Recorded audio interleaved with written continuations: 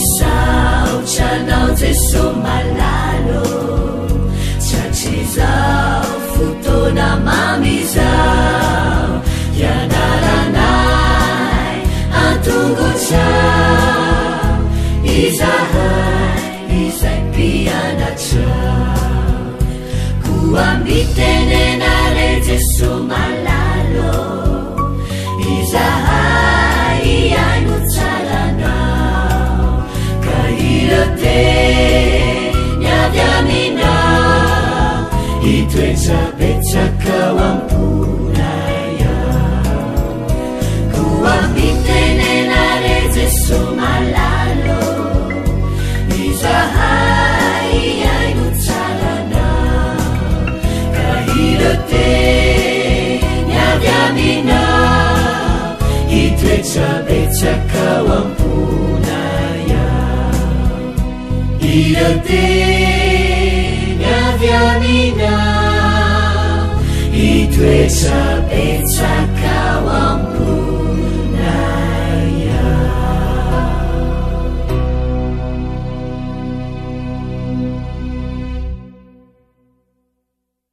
Falmerabantsika tsirairay avindray tratra ity alarobia fa 1 volana jiony ity tonga milesina ho an'ny tanora zokiny indray isika ny lohan'izany nefa ty vavaksika tompoandriamanitra io mbola misotro anao zay fa mbola afaka miantso anao ary mandray ny fahasoavanao ankehitriny angataka aminao zay mba akasika ny fomampanay zany ary afahanay mandroso amin'ny tsara kokoa hatrany ka tsy hitovy amin'ireo zay tsy mandray ny teninao tokoa zay satria ny fandraisanay an'izany dia mampitoetra anao ao anatin'ny fiainanay aminaran'i Jesosy amen.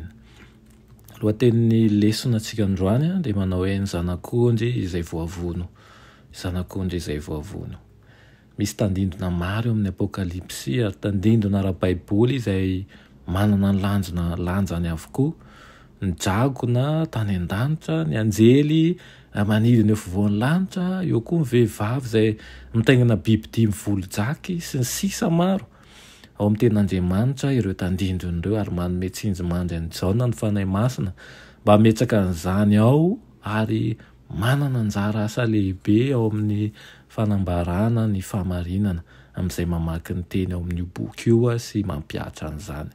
Voalaza mantsy fa sambatra ho izay mamaky sy miaino ny teny ity fahamarinana ity ka mitanjona izay voasoratra ao anatiny fa hatombotra ny andro. Misy sary anankiray hafa miverimberina nefa manerana amin'ny bokin'ny apokalipsy ary manoritsoritra zanak'ondry zany ary tsy zany ihany fa zanak'ondry izay voavono izy. Izany hoe Jesosy Kristy nombona tamin'ny hazo fijaliana ny tiana ho lazaina. Izany no fosy tanahin'ny Baiboly manontolo indrindra fa ny an'ny bokin'ny apokalipsy sy ny afatry ny anjely 3.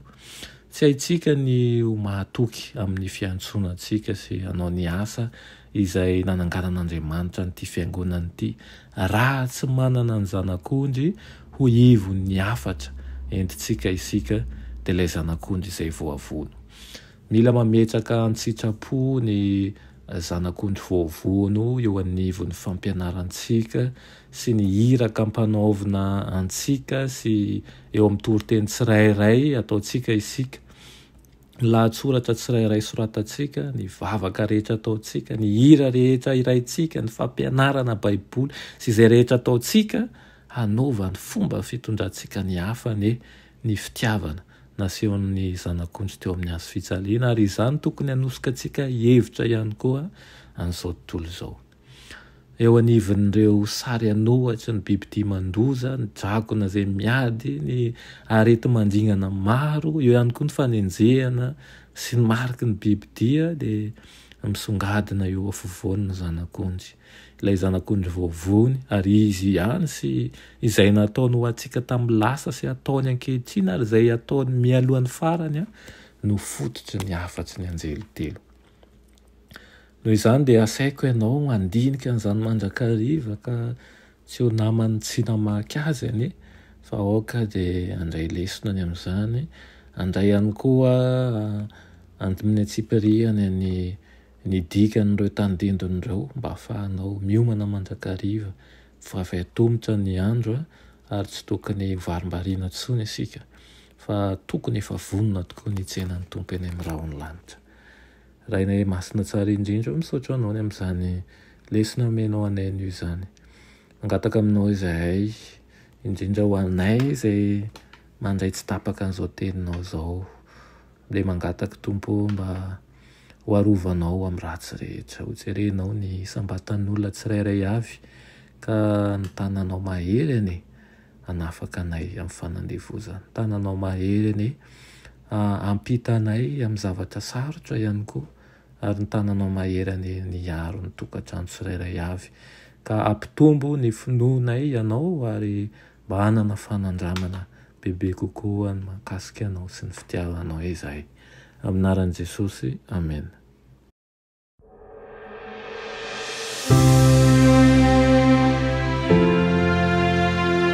Mianatra eo an-tongotry Jesosy isan'andro.